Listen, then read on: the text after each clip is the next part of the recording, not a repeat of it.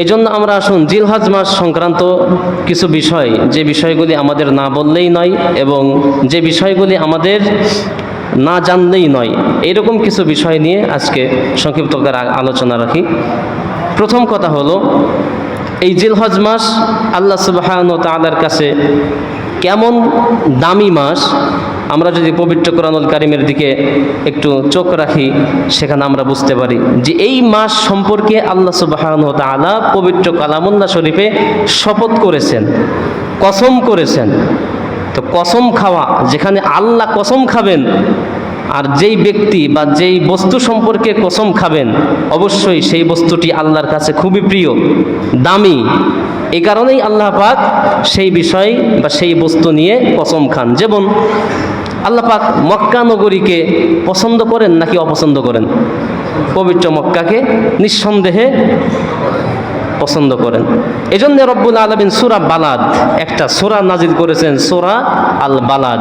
এর অর্থ হচ্ছে এই পবিত্র নগরী বা মক্কা নগরী। সেখানে বলা হচ্ছে লা উকসিমু বিহাদাল বালাদ। সেখানে এই বালাদ অর্থ পবিত্র মক্কা নগরী। তো কাবাকে যেভাবে আল্লাহ রব্বুল আলামিন সমীহ করেন, পছন্দ করেন, ঠিক অনুরূপভাবে এই জিলহজ মাসকেও পছন্দ করেন। সেজন্যই রব্বুল আলামিন পবিত্র কোরআনুল কারীমে সূরা আল ফজর 30 নম্বর পারার সেখানে আল্লাহ পাক বলছেন ওয়াল ফজরি ওয়ালায়ালিন আশর। প্রথম কসম করলেন ওয়াল ফজর, ফজরের সময়ের কসম। ফজরের ওয়াক্ত, ফজরের সময় যে ফজরের সালাত আদায় করা হয়, এই ফজরের ওয়াক্তের কসম। ওয়াল ফজরি ওয়ালায়ালিন আশর, এবং 10 রাত্রির কসম। ওয়াও, এখানে ওয়াওয়ে তাসমিয়া, অর্থাৎ কসম করা হচ্ছে। ওয়ালায়ালিন আশর, ওয়াও মানে কসম, লায়াল, লাইলুনের বহুবচন লায়াল। তো 10 রাত্রির কসম। এই 10 রাত্রি দ্বারা ইবনে আব্বাস রাদিয়াল্লাহু তাআলা আনহু তিনি এর তাফসীর ব্যাখ্যা করেছেন যে এই 10 রাত্রি দ্বারা এখানে জিলহজ মাসের প্রথম 10টি রাত, এই রাতকে বোঝানো হয়েছে। সুবহানাল্লাহ। এই যে দিনে আমরা এখন অবস্থানে আছি, এই 10 রজনীকে আল্লাহ রাব্বুল আলামিন কসমের সাথে বলেছেন যে ওয়ালায়ালিন আশর, 10 রজনীর কসম। তাহলে আমরা সহজেই বুঝতে পারি যে এই জিলহজ মাসের প্রথম 10 দিন, অর্থাৎ পহেলাই জিলহজ থেকে নিয়ে 10 জিলহজ পর্যন্ত এই 10টি দিন, 10টি রাত আল্লাহর কাছে খুবই গুরুত্বপূর্ণ, মর্যাদাপূর্ণ। এই রাতগুলিতে বেশি বেশি তাহাজ্জুদের নামাজ আদায় করা, কোরআনে কারীমের তেলাওয়াত করা, নফল সালাত আদায় করা, এগুলি করা খুবই গুরুত্বপূর্ণ। কিন্তু আমরা শুধু মনে করি যে রাতের ইবাদত বুঝি রমজান মাস আসলে করতে হয়। আসলে না, রাতের ইবাদত রমজান মাসে যেরকম আল্লাহর কাছে খুবই গুরুত্বপূর্ণ, ঠিক অনুরূপভাবে জিলহজ মাসের এই প্রথম 10 রজনী এটিও আল্লাহর কাছে খুবই গুরুত্বপূর্ণ, খুবই মর্যাদাপূর্ণ। আল্লাহ রাব্বুল আলামিন পবিত্র কোরআনুল কারীমের মধ্যে বলছেন যে ওয়াল ফজরি ওয়ালায়ালিন আশর, কসম ফজরের ওয়াক্তের, ফজরের সময়ের, এবং কসম এই 10 রজনীর, অর্থাৎ জিলহজ মাসের এই 10 রজনীর। পহেলাই জিলহজ থেকে 10 জিলহজের মধ্যে অনেকগুলি ইবাদত একত্রিত হয়েছে। এই মাসের এত দাম কেন? আসুন আমরা কয়েকটি পয়েন্ট একটু জেনে নেই যে এই মাসের, জিলহজ মাসের এত কদর আল্লাহর কাছে কেন। আল্লাহ রাব্বুল আলামিন পবিত্র কোরআনুল কারীমের মধ্যে বলছেন ইন্না ইদ্দাতাশ শুহুরি ইনদাল্লাহি 12 শাহরান ফি কিতাবিল্লাহ ইয়াউমা খালাকাস সামাওয়াতি ওয়াল আরদা মিনহা আরবাআতুন হুরুম। আল্লাহ পাক সূরা তাওবার মধ্যে বলছেন ইন্না ইদ্দাতাশ শুহুরি ইনদাল্লাহ, নিশ্চয় আল্লাহর নিকট দুনিয়া সৃষ্টির শুরু লগ্নে থেকেই মাস গণনা অনুযায়ী 12টি মাস। কয় মাস? ইংরেজি যেরকম 12 মাস, বাংলা 12 মাস। এরা রিসার্চ করছে কোথা থেকে? এই আরবি থেকে। আশারা শাহরান মানে 12টি মাস। ইয়াউমা খালাকাস সামাওয়াতি ওয়াল আরদা মিনহা আরবাআতুন হুরুম। আল্লাহর কিতাবে আল্লাহ নির্ধারণ করেছেন যে 12 মাসে একটা বছর হবে, 12 বছর একটা যুগ হবে। এই যে হিসাবের যে পদ্ধতি, গণনার যে পদ্ধতি, এগুলি আল্লাহ রাব্বুল আলামিন সৃষ্টি করেছেন। তার কাছে 12 মাসে 1 বছর। এই 12টি মাসের মধ্যে রয়েছে 4টি মাস, মিনহা আরবাআতুন হুরুম, আরবা মানে হলো 4। 4টি মাস এমন রয়েছে যে মাসগুলি হচ্ছে হুরুম বা হারাম, অর্থাৎ সম্মানিত মাস। যে মাস জিলহজ, জিলকদ, জিলহজ, মুহররম এবং রজব মাস। তো এগুলি আল্লাহর কাছে পবিত্র, আল্লাহর কাছে সম্মানিত।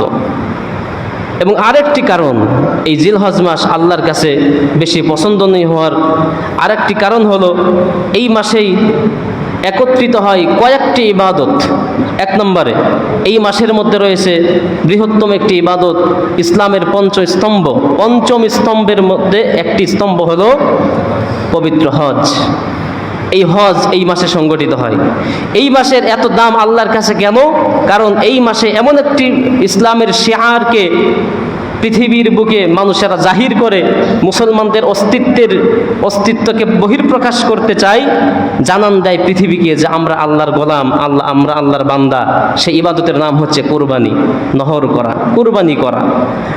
এই পবিত্রতম কুরবানি, এটি হচ্ছে ইসলামের একটি বৃহত্তম শিআর। অর্থাৎ ইসলামকে কুরবানি করে কারা? এক কথায় মুসলমানেরা। এটা ইসলামের পরিচয় বহন করে এই কুরবানি। এই জন্য এই মাসের মধ্যে এটা অনুষ্ঠিত হয়। এই মাসে আরেকটি ইবাদত সংগঠিত হয়, সেটি হচ্ছে তাকবীর, তাহলিল, তাসবিহ। আল্লাহ রাব্বুল আলামিন বলছেন, ওয়াযকুরুল্লাহা ফি আইয়ামিম মা'দুদাত, তোমরা নির্দিষ্ট কতক দিনে আল্লাহর বেশি বেশি জিকির করো, তাসবিহ পড়ো, তাহলিল করো, তাকবীর বলো। এই জন্য আমরা নিয়ম হলো যে 9 জিলহজ থেকে আপনার 13 জিলহজ পর্যন্ত, 9 জিলহজের আপনার ফজর থেকে নিয়ে কি বলে 13 জিলহজের আসর পর্যন্ত তাকবীর বলতে হয়। তাকবীরটা মুখস্থ আছে না সবার? বলেন তো, আল্লাহু আকবার, আল্লাহু আকবার, লা ইলাহা ইল্লাল্লাহু, আল্লাহু আকবার, আল্লাহু আকবার, ওয়ালিল্লাহিল হামদ। অর্থাৎ এই বাক্যটি, এই দোয়াটি পড়া হবে আগামী জুমাবার থেকে এই দোয়াটি প্রত্যেক ফরজ নামাজের পরে অন্তত একবার পড়তে হবে, পুরুষ হোক অথবা মহিলা হোক। ফরজ নামাজের সালাম যখন ফেরানো হবে, আসসালামু আলাইকুম রহমতুল্লাহ, আসসালামু আলাইকুম রহমতুল্লাহ, সকলেই সমস্যাটা কি বলতে হবে? আল্লাহু আকবার, আল্লাহু আকবার, লা ইলাহা ইল্লাল্লাহু, আল্লাহু আকবার, আল্লাহু আকবার, ওয়ালিল্লাহিল হামদ। এটা একবার বলতে হবে। মসজিদে পড়ুন অথবা বাড়িতে পড়ুন। আর মহিলারা যারা আছেন, মা বোনেরা, তারাও ফরজ নামাজের সালাম ফেরানোর সঙ্গে সঙ্গেই এই বাক্যটি বা এই দোয়াটি একবার পড়বেন নিম্ন স্বরে। পুরুষরা পড়বে একটু আওয়াজ করে, আর মেয়ে লোকেরা পড়বে আস্তে আওয়াজে, নিম্ন স্বরে। তো এই তাকবীর, তাহলিল, তাসবিহ এটা বেশি বেশি জিকির করা হয় এই মাসে, এই 10 দিনে। এই জন্যই এই 10 দিনের আল্লাহর কাছে এই মাসের এত বেশি ফজিলত। এই মাসের আরেকটি ফজিলত হওয়ার কারণ হলো, আল্লাহ রাব্বুল আলামিন এই মাসে হজ অনুষ্ঠিত হয়। এই হজের ব্যাপারে আল্লাহ রাব্বুল আলামিন পঞ্চস্তম্ভের মধ্যে তো একটা স্তম্ভ হজ। এই হজের ব্যাপারে আল্লাহ রাব্বুল আলামিন বলছেন যে আল হাজ্জু আশহুরুম মা'লুমাত। হজ আপনি চাইলেই কিন্তু আদায় করতে পারবেন না। নামাজ তো দৈনিক 5 বার, কুরবানির জীবনে একবার, মানে প্রতি বছরে একবার, রমজানের রোজা প্রতি বছরে 1 মাস। হজ এরকম কিছু সময়ের সঙ্গে নির্দিষ্ট। আল্লাহ বলছেন যে আশহুরুম মা'লুমাত, কিছু সুনির্ধারিত নির্দিষ্ট মাসের সঙ্গে হজের সম্পর্ক রয়েছে। এই মাসগুলি হচ্ছে আপনার শাওয়াল মাস, জিলকদ এবং জিলহজ। এই 3 মাসকে একত্রে বলা হয় হজের মাস। এই 3 মাস মিলেই হজের কার্যক্রম শুরু হয়। আপনার কেউ যদি হজ করতে চায়, সে যত দূরেই থাকুক না কেন, হজের ইহরাম শাওয়াল মাসের আগে বাঁধা যাবে না। শাওয়াল মাসে সে চাইলে হজের ইহরাম বাঁধতে পারে, হজের নিয়ত করবে, হজের ইহরাম বাঁধবে। শাওয়াল, জিলকদ, জিলহজ এই 3 মাস মিলে মোটামুটি হজের কার্যক্রম শুরু এবং শেষ পর্যন্ত এই 3 মাসের মধ্যে। তো আল্লাহ রাব্বুল আলামিনের কাছে এই মাস আরেকটি কারণে বেশি গুরুত্বপূর্ণ, সেটি হচ্ছে আল্লাহর নবী সাল্লাল্লাহু আলাইহি সাল্লাম বলছেন যে আফদালু আইয়ামিদ দুনিয়াল আশর, ইয়ানি আশরু যিলহজ। এই যে পুরা মাসই আল্লাহর কাছে দামি, কিন্তু বিশেষত প্রথম 10 দিন, প্রথম দশক নবীজি সাল্লাল্লাহু আলাইহি সাল্লাম বলছেন যে কি আফদালু আইয়ামিদ দুনিয়াল আশর, আল্লাহর কাছে সবথেকে উত্তম হলো 10টি দিন পৃথিবীর মধ্যে, ইয়ানি আশরু জিলহজ, অর্থাৎ সেই 10টি দিন হলো জিলহজ মাসের প্রথম দশক। তো এই জন্য এই দশকে বেশি বেশি সিয়াম, পহেলাই জিলহজ থেকে আপনার কোরবানির আগ দিন পর্যন্ত 9 জিলহজ পর্যন্ত একটানা 9 দিন সিয়াম পালন করা অত্যন্ত ফজিলতপূর্ণ ইবাদত। এমনকি আরাফাতের দিনে যদি কোনো ব্যক্তি রোজা রাখে, আরাফাতের দিন যেদিন হাজী সাহেবরা আরাফাতের ময়দানে অবস্থান করেন, এই দিনকে বলা হয় ইয়াউমে আরাফা, ইয়াউমুল আরাফা, পরিচিতির দিন, যেদিন আল্লাহর সঙ্গে বান্দার পরিচয় ঘটে। এই আরাফার দিনে যদি কোনো ব্যক্তি রোজা রাখে, আল্লাহর নবী সাল্লাল্লাহু আলাইহি সাল্লাম বলছেন যে সিয়ামু ইয়াউমু আরাফাতা আহতাসিবু আলাল্লাহি আইয়ুকাফিরা সানাতাল্লাতি ক্বাবলাহু ওয়া সানাতাল্লাতি বাদাহু, যে আমার ধারণা, আমার আশা, যদি কোনো ব্যক্তি একদিন অর্থাৎ ইয়াউমে আরাফার দিন সিয়াম সাধনা করে, রোজা রাখে, তাহলে তার পূর্বেরকার জীবনের 1 বছরের সকল সগীরা গুনাহ আল্লাহ পাক কাফারা হিসেবে কবুল করে নেবেন। সুবহানাল্লাহ। এমনকি সানাতাল্লাতি ক্বাবলাহু ওয়া সানাতাল্লাতি বাদাহু, তার সামনের আগাম 1 বছরের গুনাহগাতা আল্লাহ রাব্বুল আলামিন সগীরা গুনাহগুলি মাফ করে দিবেন। সুবহানাল্লাহ। বুঝছেন, একদিন রোজা রাখলে পরে 2 বছরের গুনাহ মাফ, বিগত 1 বছরের সগীরা গুনাহ, আবার আগাম সামনে 1 বছর বেঁচে থাকবো কি থাকবো না তার তো কোনো নিশ্চয়তা নাই, তারপরেও আল্লাহ রাব্বুল আলামিন আগাম 1 বছরের সগীরা গুনাহ যেগুলি আমার দ্বারা হতে পারে, সেই গুনাহগুলি আগে ভাগেই মাফ করে দিবেন, কাফারা হিসেবে কবুল করে নেবেন। তো এই জন্য আরাফাতের দিনের ইবাদত খুবই গুরুত্বপূর্ণ ইবাদত। আরাফার দিন আল্লাহর কাছে খুবই গুরুত্বপূর্ণ দিন। কিভাবে দেখেন, আল্লাহর নবী সাল্লাল্লাহু আলাইহি সাল্লাম হাদিসে কারিমার মধ্যে জানাচ্ছেন যে আরাফাতের দিনটা কেমন দিন। আরাফাতের দিন ইতিহাস সাক্ষী, বাবা আদম আলাইহিস সালাম এবং মা হাওয়া আলাইহিস সালাতু ওয়াস সালাম, তিনারা যখন জান্নাত থেকে আল্লাহ রাব্বুল আলামিন দুনিয়াতে তাদেরকে পাঠালেন,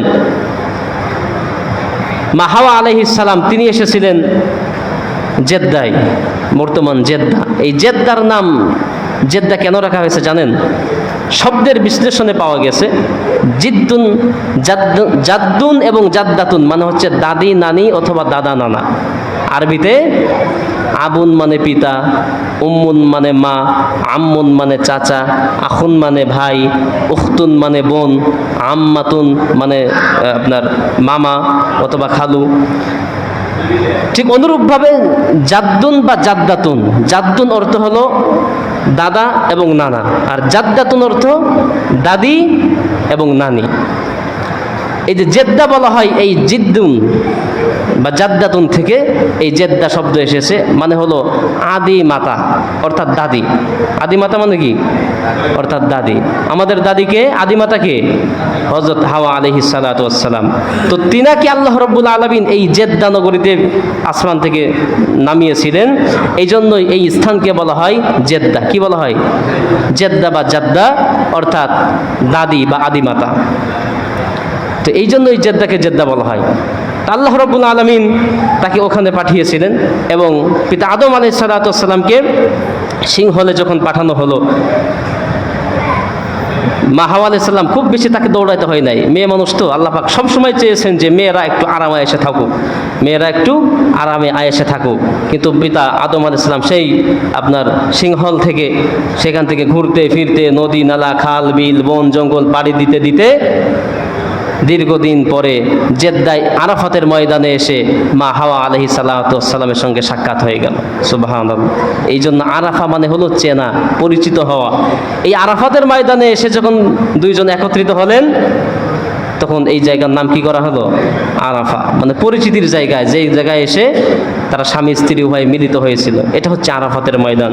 এই আরাফাতের ময়দান এমন একটি ময়দান, যেই ময়দান সম্পর্কে আল্লাহ রাব্বুল আলামিন পবিত্র কোরআনুল কারীমের মধ্যে একটা স্থানের নাম হাদিসের মধ্যে আসছে, আমার নামটা খেয়াল নাই, তবে এর প্রেক্ষাপট হলো আল্লাহ রাব্বুল আলামিন পবিত্র কোরআনুল কারীমের মধ্যে বলছেন, আলাস্তু বিরাব্বিকুম ক্বালু বালা।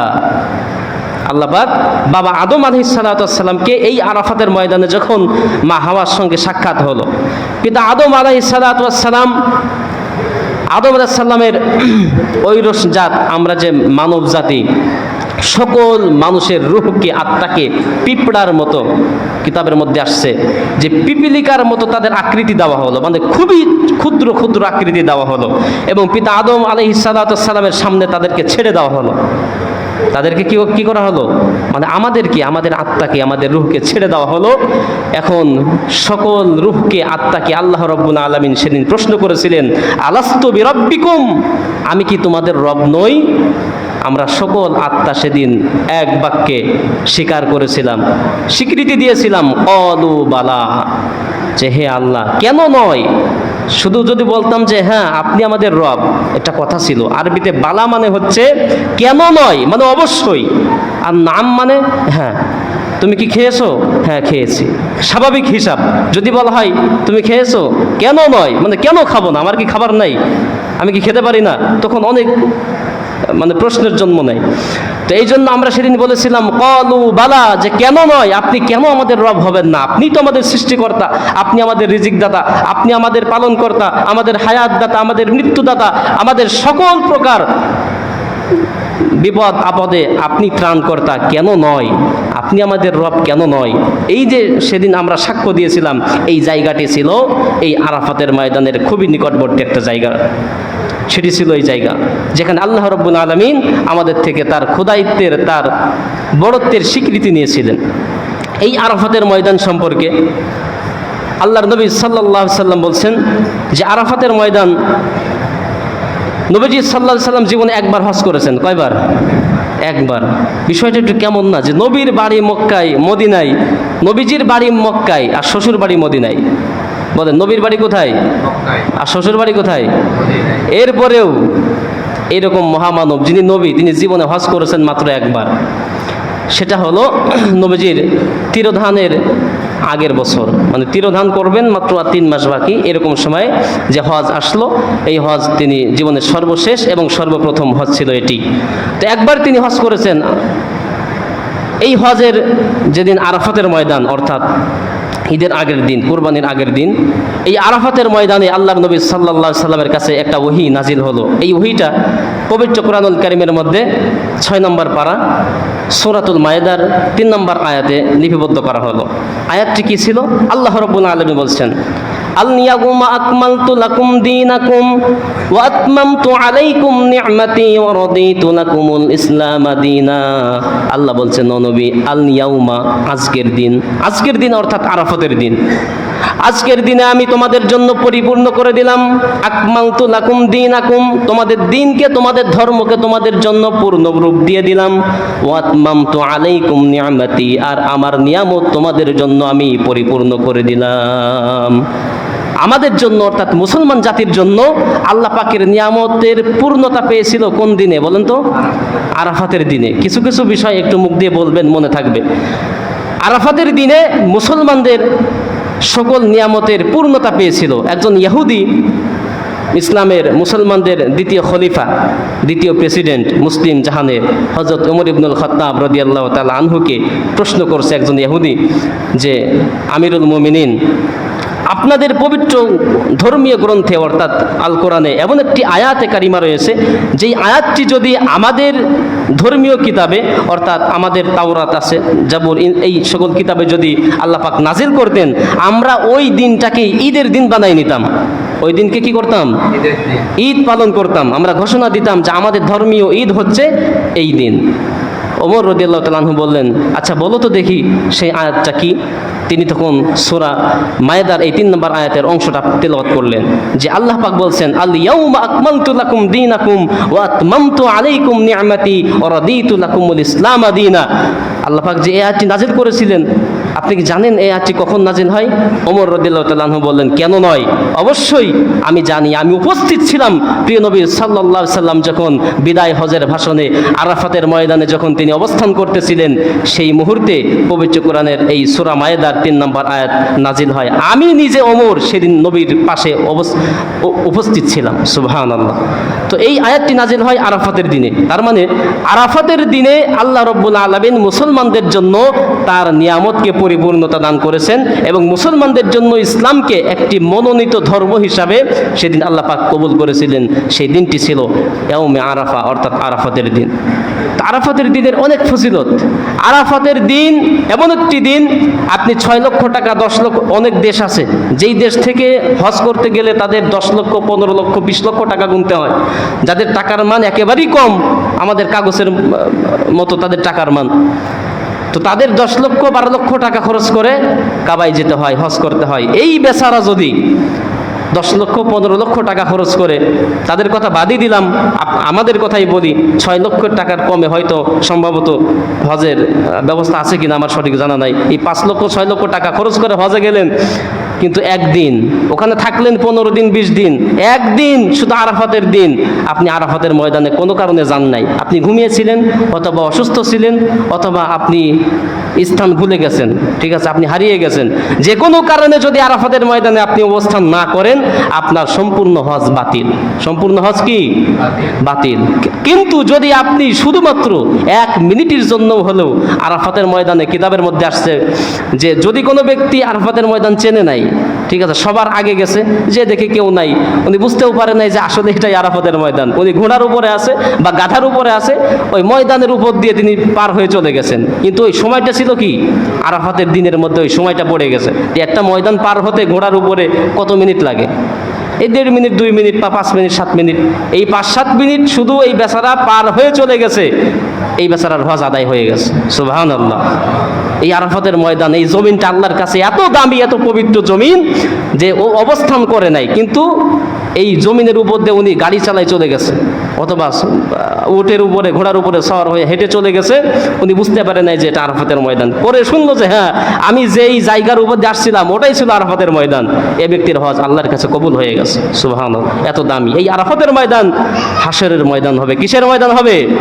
কাল মাহশারের ময়দান সংগঠিত হবে এই আরাফাতের ময়দান। আরাফাত তো এমন থাকবে না, দুনিয়া তো লন্ড ভন্ড হয়ে যাবে। এক একটা আসমান, এক একটা আসমানের উপরে সিজিল কুতুব, বইয়ের পৃষ্ঠা যেরকম একটার উপরে একটা আমরা ফেলাই, এরকম ঠাস ঠাস করে একটার উপরে একটা আসমান পড়বে, দুনিয়া লন্ড ভন্ড হয়ে যাবে, সব পানি হয়ে যাবে। এরপরে এই যে আরাফাতের স্থানটা যেখানে, এই জায়গায় মূলত আল্লাহ রাব্বুল আলামিনের আরশ, তার কুরসি, তার চেয়ার, হিসাব নিকাশের যে ফর্মুলা, সেখান থেকেই শুরু হবে বিচার আচারের কার্যক্রম। এই জন্য আরাফাতের জায়গাটা যেমন আল্লাহর কাছে দামি, ঠিক অনুরূপভাবে আরাফাতের দিনটাও আল্লাহর কাছে দামি, মুসলমানদের কাছে দামি। কিন্তু এই দিনেও আমরা অনেকেই রোজা করি না, অবহেলায় কাটিয়ে দেই। মা বোনেরা রাখেন, মেয়ে লোকেরা কিন্তু ওরা তালাশ করে করে খুঁটে খুঁটে বের করে কবে রোজা। আমি অনেক সময় বলতে পারি না, জানতে পারি না, দেখা যায় ওনারা রোজা আছে। তো অনেক সময় আমরা পুরুষরাই এই বিষয়ে কিন্তু বেখবর থাকি। তো এটা আমাদের জন্য একেবারেই অশোভনীয়। কারণ যারা কুরবানি করবেন তাদের জন্য তো আরও বেশি, কারণ কুরবানি আমাদের মধ্যে আসলে অনুভূতই হয় না। কুরবানিটা জবাই করা হয়েছে তখন, আজকে ফজরের নামাজে পরেই কিছু আলোচনা হচ্ছিল কিছু ভাইয়ের সঙ্গে, যে কুরবানি করার পরে ওনার শুধু একটাই মানে মাথার ভিতর কাজ করে, না জানি কত কেজি হবে, কয় মন হবে, কতটুকু ভাগ পাবো, গোশত খেতে কেমনই বা হয়, সেদ্ধ হবে কিনা অল্পতে, মানে এই ধরনের টেন্ডেন্সি, কাকে কতটুকুন দিব, এতটুকুন তার মধ্যে ফিলিংস জাগ্রত হয় না যে আল্লাহ এত টাকা দিয়ে কুরবানি করলাম, না জানি কুরবানিটা আমার কবুল হলো কিনা, না জানি কুরবানিটা কবুল হলো কিনা, এতটুকুন কিন্তু চিন্তা ভাবনা আমাদের মধ্যে কাজ করে না, জাগ্রত হয় না।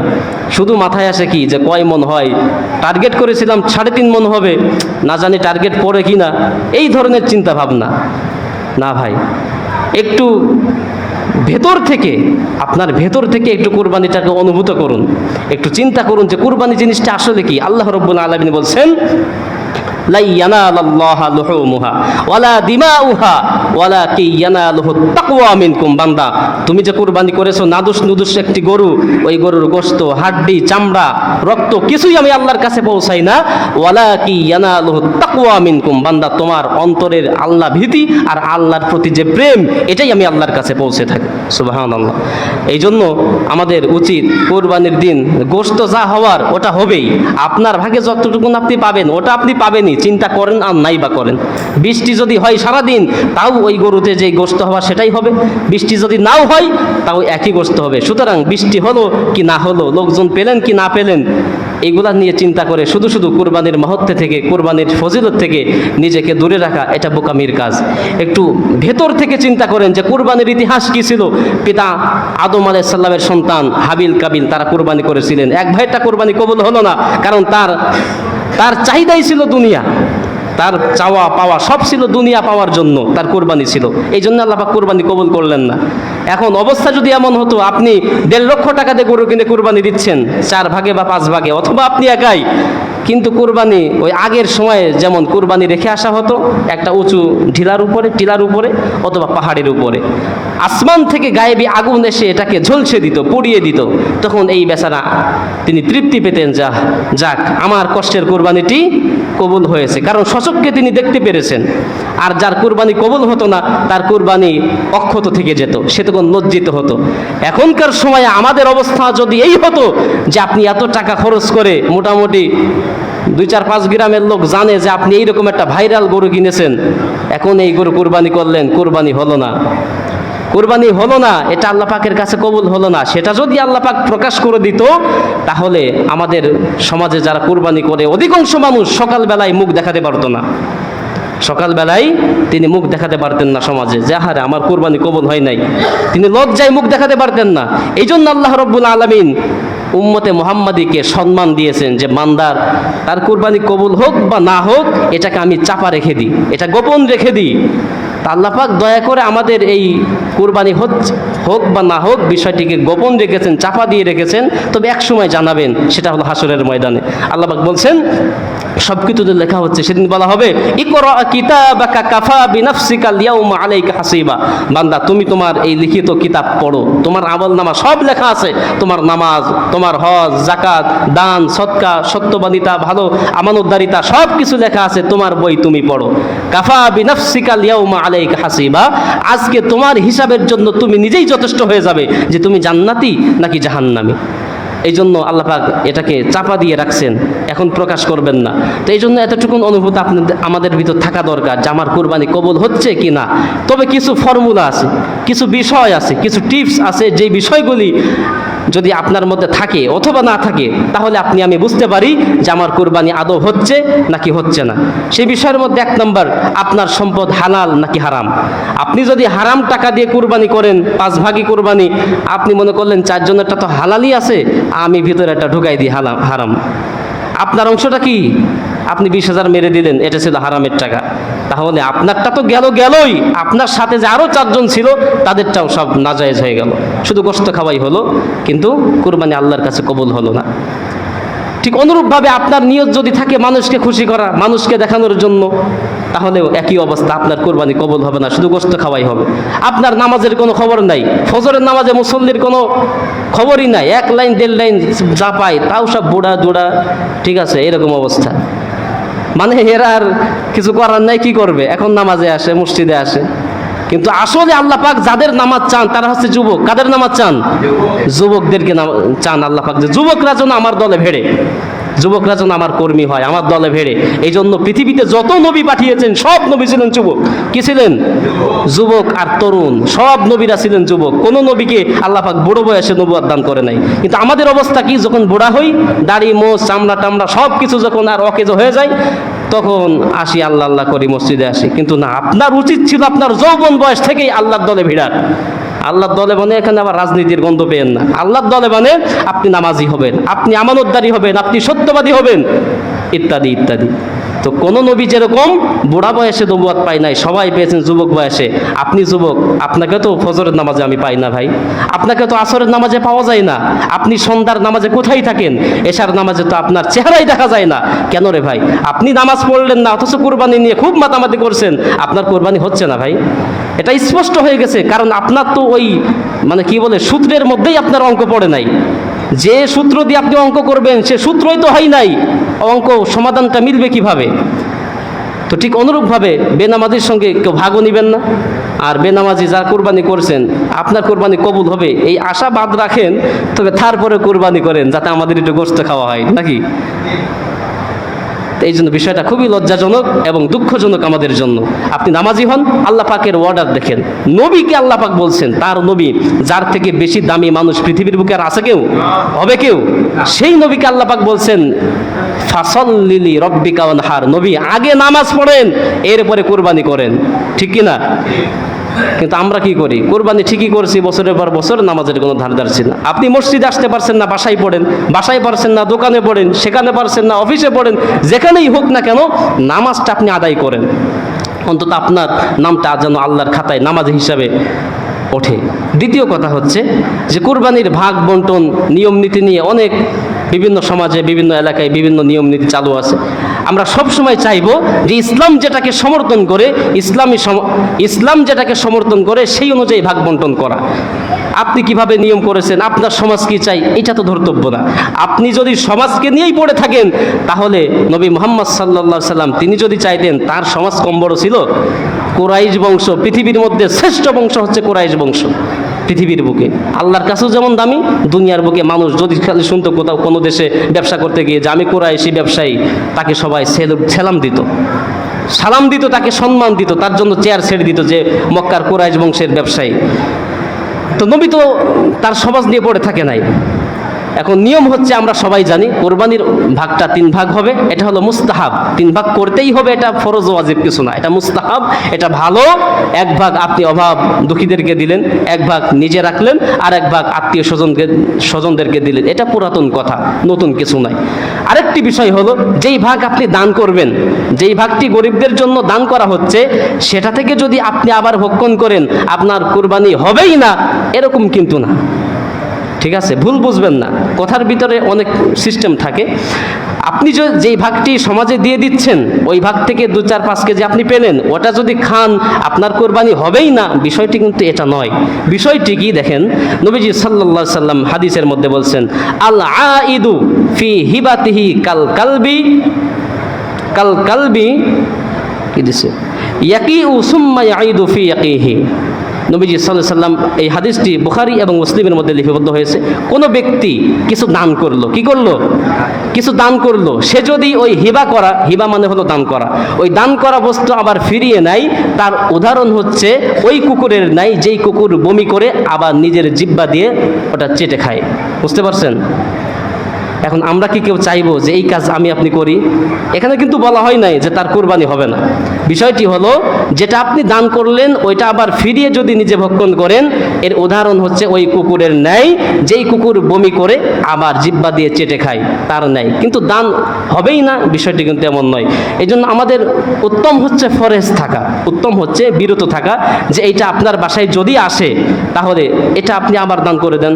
আপনার পাশে যারা কোরবানি করে নেয় তাদের বাড়িতেও কিছু 1 পোয়া করে বা 1 বাটি করে পাঠান, অথবা যারা আসে ভিক্ষুকেরা 2-4-5 পিস করে তাদেরকে দিয়ে শেষ করেন, আপনি না খান, আমি না খাই। বিষয়টি আরও বিস্তারিত অনেক কিছু আছে, যেগুলি জানার আপনারা পরবর্তীতে জেনে নেবেন ইনশাআল্লাহ। ওমা তাওফিক ইল্লা বিল্লাহ। যারা সুন্নাত